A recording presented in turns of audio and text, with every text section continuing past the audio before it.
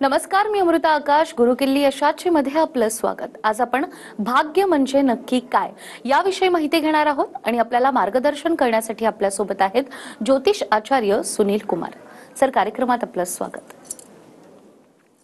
विषयाला आपण सुरुवात करणार आहोत त्याआधी आपण सरांची ओळख करून घेऊयात. आचार्य सुनील कुमार यांनी 2 विषयात आचार्य ही पदवी प्राप्त केली आहे. कुटुंबात येणाऱ्या प्रत्येक अडचणींवर आचार्य सुनील कुमार सखोल मार्गदर्शन करत असून गेल्या 22 वर्षांपासून देश विदेशातील हजारो लोकांच्या समस्यांवर त्यांनी उपाय सुचवत समाधानाचा मार्ग दाखवला आहे. त्यांच्या मार्गदर्शनाचा लाभ हा चित्रपटसृष्टी, राजकीय क्षेत्र, उद्योग आणि नोकरदार मंडळींना मोठ्या प्रमाणात झालाय. आचार्य सुनील कुमार हे देश विदेशात प्रचलित आहेत. याशिवाय महाराष्ट्रात मुंबई, पुणे, नाशिक, छत्रपती संभाजीनगर तर देशात दिल्ली, गुडगाव, हैदराबाद, गोवा, इंदोर आणि विदेशात दुबई आणि अमेरिकेतील कॅलिफोर्निया या ठिकाणी देखील त्यांचे सेंटर्स आहेत. तर तुमच्या कुठल्याही प्रकारच्या समस्येवर हमखास उपाय हवा असल्यास स्क्रीनवर तुम्हाला नंबर दिसतो, या नंबरवर फोन करून तुम्ही तुमचे प्रश्न विचारू शकता. तर सर, आजचा आपला विषयच आहे की भाग्य म्हणजे नक्की काय. तर याबद्दल मलाही तितकीच उत्सुकता आहे. काय नेमकं भाग्य असतं? भाग्य म्हणजे पासवर्ड. आज आपला मोबाईल खूप सिंपलसी गोष्ट आहे. आपण त्याच्यामध्ये पासवर्ड ठेवताय. जर आपल्याला त्याचा पासवर्ड माहीत नाही आहे ते उघडू शकत नाही. तसंच जर भाग्यानुसार आपल्याला कोणत्या मार्गाला जायला गेला पाहिजे, आपल्याला कोणत्या मार्गावर पुढे चालला पाहिजे, जर आपल्याला हे कळत नाही तर 100% तुम्हाला सक्सेस भेटू शकत नाही. जर तुम्हाला आयुष्यात सक्सेस पाहिजे तर तुम्ही सगळ्यात आधी आपलं नशीब एकदा बघा, भाग्य एकदा बघा. कुंडलीमध्ये जर तुम्हाला नोकरी करण्याच्या योगाने तुम्ही व्यापार करताय तो चुकीचा मार्ग आहे, आणि व्यापार करण्याचे जर महायोग आहे आणि आपण नोकरी करताय तर हा पण चुकीचा मार्ग आहे. तर मला असं वाटतं की भाग्य म्हणजे पासवर्ड. जर तुम्हाला एकदा पासवर्ड कळलं आणि त्या पासवर्डनुसार तुम्ही पुढे गेले तर सक्सेस 100% तुम्हाला भेटणार आहे. अगदीच. तर सरांनी आपल्याला भाग्य म्हणजे नेमकं काय हे सांगितलं आणि आपल्या नशिबामध्ये पुढे नेमक्या कोणत्या गोष्टी होणार आहे हे जर तुम्हाला जाणून घ्यायचं असेल तर स्क्रीनवर तुम्हाला नंबर दिसतोय, या नंबरवर फोन करून तुम्ही तुमच्या मनातला प्रश्न नक्कीच विचारू शकता. सर, भाग्य म्हणजे नेमकं काय हे तर तुम्ही सांगितलं, मात्र भाग्य बदलणं हे आपल्या हातात असतं का? भाग्य 100% बदलू शकतो. जर तुमच्यावर दुःखाची वेळ आली आणि त्या दुःखाला तुम्ही ॲक्सेप्ट केलं आणि तुम्ही खूप दुःखी आहात, खूप परेशान आहात, तर कोणताही मार्ग तुमच्या दुःख दूर करू शकत नाही. तुम्ही सगळ्यात आधी काय करा, त्या दुःखाला आणि परेशानी जे तुमच्यावर वेळ आली आहे त्याला ॲक्सेप्ट करू नका. आणि तुम्ही तुमचे गुरु, तुमचे आचार्य त्यांना एकदा विचारा की गुरुजी, आमच्यावर हे वेळ आलेली आहे, आमची खूप परेशानी चालू आहे, आमच्या समोर जर काही मार्ग असेल तर सांगा. त्या मार्गावर जर तुम्ही चालले तर 100% तुम्हाला जसं जीवन तुम्हाला जगायचं तसं जीवन तुम्ही जगू शकता. आता मी एक उदाहरणार्थ तुम्हाला सांगतो. तुम्ही व्यापार करताय पण व्यापारचे योग कुंडलीमध्ये नाही आहे, तर 100% काय होतं की तुमच्यावर कर्ज खूप होऊन जातं आणि तुम्ही खूप परेशानी म्हणजे खूप जे दुःखाची स्थिती आहे ते तुमच्यावर येऊन जाते. काय करायचे, सगळ्यात आधी तुम्ही हे बघा की आपल्याला करायचं तरी काय. आपल्याला जॉब करायचा, आपल्याला बिझनेस करायचा, हे एकदा जर ठरलं तर 100% तुम्ही त्या मार्गावर जर पुढे चालले तर तुम्हाला 100% सक्सेस भेटणार आहे. आणि कधी कधी काय होतं की आपल्या कुंडलीमध्ये व्यापार योग आहे आणि आपण नोकरी करताय, पण आपले जे स्वप्न आहे ते खूप मोठे स्वप्न आहे, आपण स्वप्न खूप मोठे बघताय, पण त्यासाठी आपण प्रयत्न नोकरी. तर नोकरी करून तुम्हाला कसं काय भेटणार? हां, नोकरीमध्ये खूप काही भेटतोय, पण तुमची कुंडलीमध्ये दिशा कोणती आहे, कोणती दिशेला तुम्हाला नोकरी केली पाहिजे, कोणती दिशेला तुम्हाला व्यापार केला पाहिजे, हे विषय तुम्हाला आधी कळला पाहिजे. नंतर जर तुम्ही मार्गावर चालले तर 100% तुम्हाला तुमच्या लक्ष्य भेटणारच. अगदीच. तर आचार्यजी यांनी सांगितल्याप्रमाणे आपल्याला आपलं भाग्य हे बदलता येऊ शकतं, मात्र त्यासाठी आपल्याला योग्य दिशा देखील माहीत असायला हवी. आणि याच संदर्भात तुमच्या मनात जर कोणताही प्रश्न असेल तर तुम्ही थेट तुमचा प्रश्न आचार्यजींना विचारू शकता. यासाठी स्क्रीनवर तुम्हाला नंबर दिसतोय, या नंबरवर फोन करून तुम्ही तुमच्या शंकांचं निरसन देखील करून घेऊ शकता. तर भाग्य बदललं जाऊ शकतं हे तर तुम्ही सांगितलं, मात्र अनेकदा आपण बघतो आपल्या जीवनामध्ये वाईट काळ किंवा वाईट प्रसंग येतो. तर या वाईट काळाचं जर आपल्याला चांगल्या काळामध्ये रूपांतर करायचं असेल तर त्यासाठी देखील काय करणं आवश्यक आहे? रूपांतर 100% होऊ शकतं, पण मनात तुम्ही एक संकल्प ठेवा की बाबा या परिस्थितीतून आपल्याला बाहेर यायचं.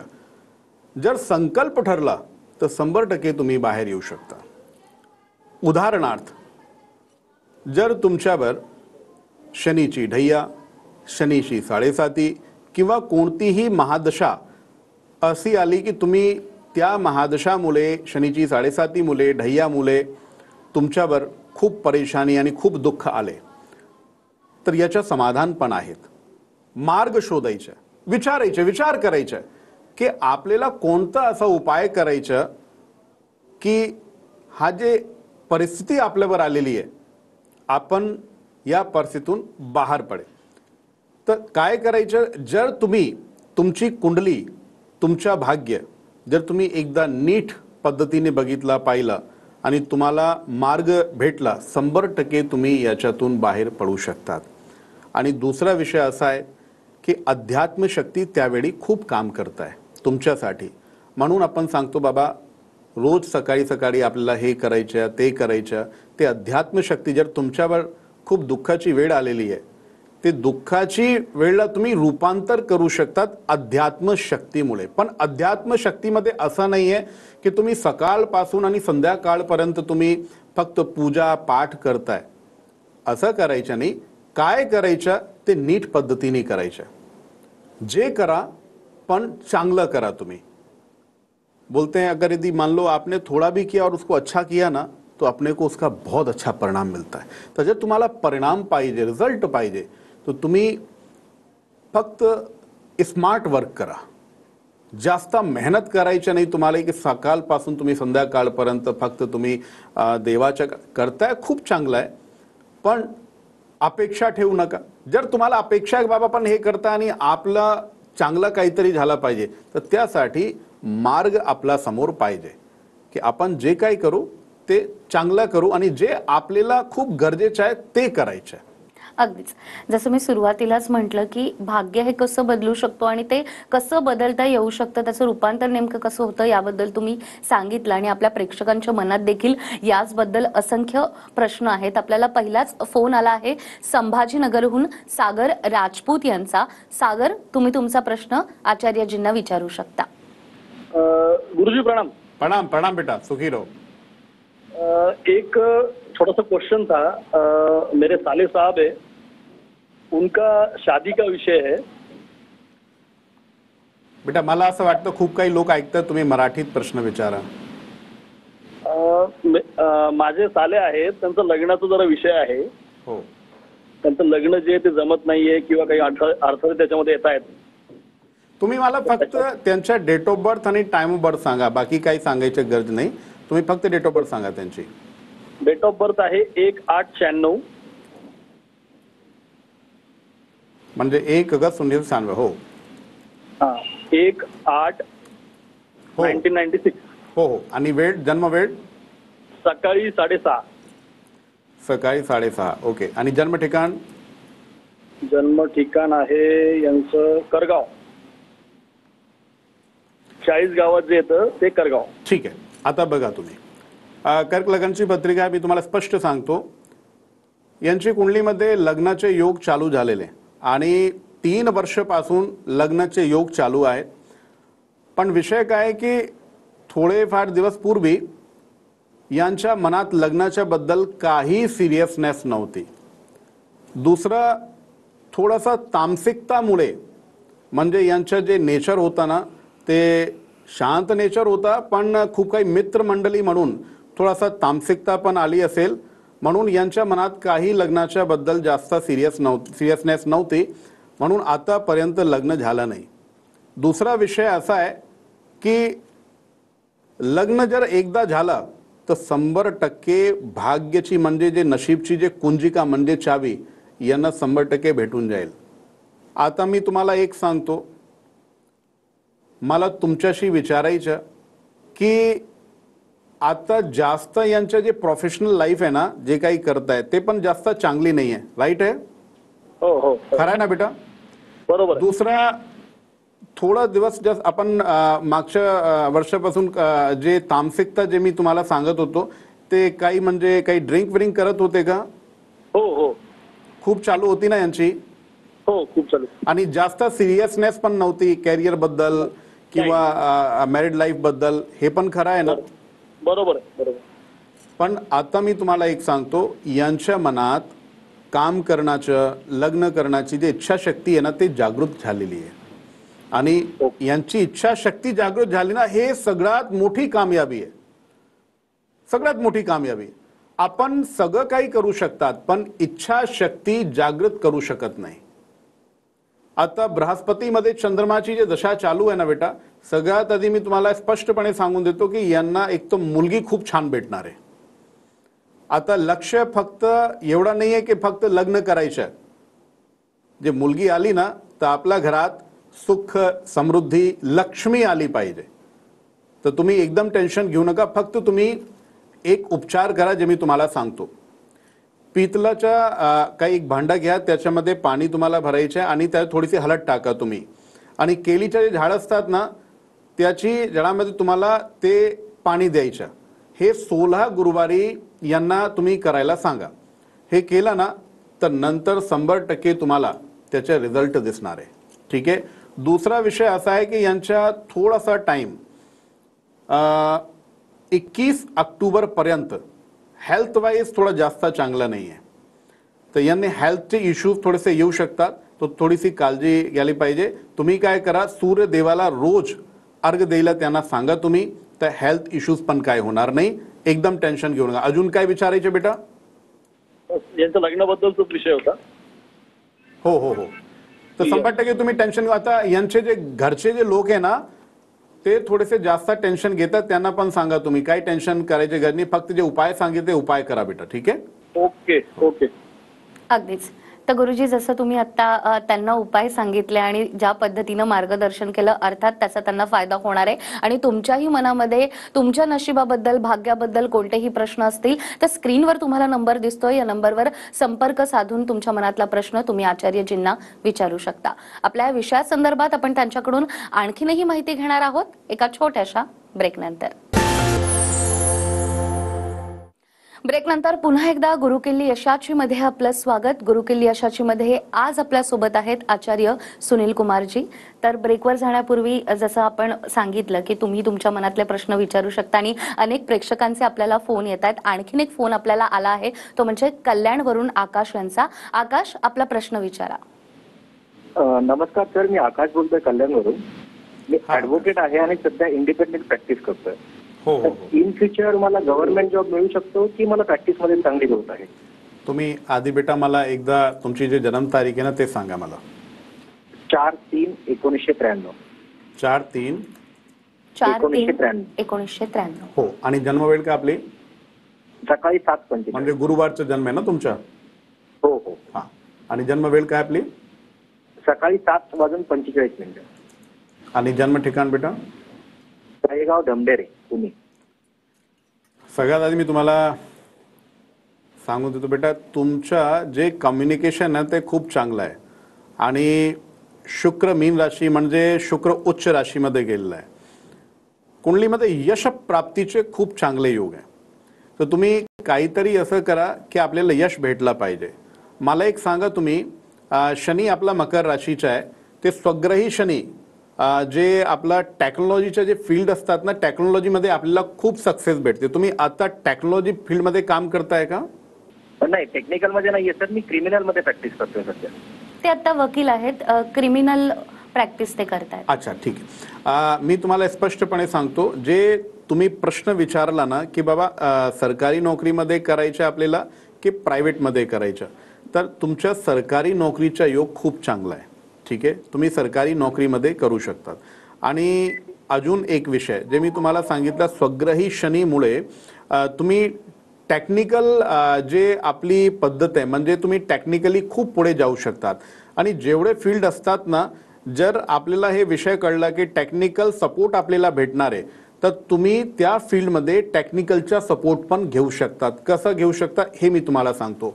आता माझा विषय काय, माझा विषय की मी भाग्याच्या बद्दल मी तुम्हाला सांगतोय. लेकिन आज मी ह्या स्टुडिओ TV9 मराठीच्या स्टुडिओमध्ये मी तुम्हाला टेक्नॉलॉजी माध्यमातून मी तुम्हाला खूप काही लोकांना या भाग्याच्या बद्दल मी तुम्हाला सांगतोय. आता तुम्ही पण टेक्नॉलॉजीच्या टेक्निकल यांचा तुम्ही वापर करू शकतात, ते खूप चांगले होगे. पण जर सरकारी नोकरी जर तुम्हाला भेटली त्याच्यामध्ये जास्त यश आहे तुम्हाला, अपेक्षा तुम्ही प्रायव्हेट नोकरी करू नका. ठीक आहे बेटा, अजून काय विचारायचे तुम्हाला? नाही सर, थँक्यू. ठीक आहे, बहुत बहुत धन्यवाद, आशीर्वाद. अगदीच. तर आचार्यजी यांनी आकाश यांना जे उत्तर दिलंय त्याप्रमाणे तुमच्याही मनामध्ये जर कोणतेही प्रश्न असतील तर स्क्रीनवर तुम्हाला नंबर दिसतोय, या नंबरवर संपर्क साधून तुम्ही तुमच्या शंकांचं निरसन करू शकता. तर भाग्याबद्दल आपण बोलतोय, अनेक लोकांना तुम्ही त्या भाग्याच्या संदर्भात जे प्रश्न असतात त्याचीही उत्तरं देतात. आजकाल जर आपण पाहिलं तर गृहकलेश फार होतात, या समस्या वाढत चालल्या, तर यावर देखील आपण मात कशी करू शकतो? खूप महत्त्वाचा विषय. प्रति ग्रहात आज हा जे ग्रहकलेशचा विषय आहे ते चालू आहे. कसं शांती ठेवायचं, सगळ्यात आधी मी स्पष्टपणे सांगतो, जर घरात शांतता नाही आहे तर लक्ष्मी टिकणार नाही. दुसरा विषय असा आहे की शांती जे आपल्याला पाहिजे ते कसं भेटेल तुम्हाला. 2-3 गोष्ट. एक, क्रोधवर नियंत्रण ठेवायचं. क्रोध करायचा नाही असं मी सांगणार नाही, कसा हे आपली पद्धती आहे, प्रकृती आहे. पण क्रोध आला, राग आलं की आपण नियंत्रण ठेवू शकतात. त्यासाठी सगळ्यात आधी एक उपचार मी तुम्हाला सांगतो, प्रत्येक माणसाला केला पाहिजे. दररोज सूर्यदेवाला तुम्ही अर्घ्य द्या. सूर्यदेवाला अर्घ्य दिला ना, ते जे आपला जल जे खाली पडलं ते तुम्हाला अनामिका ओठातून असं घ्यायचं आणि असं लावायचं. तुम्हाला दोन्ही नेत्राला तुम्ही ओठाला लावा आणि हे जे आपलं आज्ञाचक्र आहे आज्ञाचक्राला तुम्ही लावा. ते क्रोधवर तुम्ही नियंत्रण ठेवू शकता. दुसरा विषय असा आहे की जर तुम्हाला घरात लक्ष्मी पाहिजे ते ग्रह कलेश एकदम नको. ग्रह कलेश जर शांतीमध्ये कन्वर्ट झाली ना, लक्ष्मी तुम्हाला त्या दिवसापासून 100% प्रसन्न होऊन जाईल. तर घरात कधीच ग्रह कलेश ठेवायचा नाही. आणि याचे काय खूप कारण असतात. जर कुंडलीमध्ये तुमची ग्रहदशा अशी चालू आहे की घरात खूप भांडणं होत आहे, तर तुम्ही एकदा कुंडली जर बघितली पाहिली तर 100% तुम्हाला उपाय भेटू शकतात. उपाय करून तुम्ही ग्रह कलेश एकदम शांत करा. अगदीच. आपण अनेकदा सर असंही बघतो की खूप लोक पैसा कमवतात, मात्र तो पैसा त्यांना वाचवता येत नाही, बचत करता येत नाही. तर यासाठी देखील ज्योतिषशास्त्रात काही उपाय आहेत का? 100% आहेत. सगळ्यात आधी काय करायचं, सकाळी सकाळी उठले ना, खूप महत्त्वाचा विषय सांगतो, नीट ऐका तुम्ही. सकाळी सकाळी उठले तर कुणाचा आपल्याला चेहरा सगळ्यात आधी पाहिला पाहिजे, हा विषय. दुसरा, जर तुम्ही आयुष्यात लक्ष्मी, सुख आणि समृद्धी तुम्हाला पाहिजे ना, तर सगळ्यात आधी तुम्ही कुणाचा जे चेहरा तुम्ही पाहता त्याच्या अगोदर तुम्ही तुमचे हात पहा. कसं काय, कराग्रे वसते लक्ष्मी आणि करमध्ये सरस्वती, करमूले तू गोविंद प्रभाते करदर्शनम. जे अग्रभाग आहे ना, ते तुमचे हात, याच्या अग्रभागात लक्ष्मीचा वास राहतो. ते सकाळी सकाळी तुम्ही लक्ष्मीचं दर्शन करा.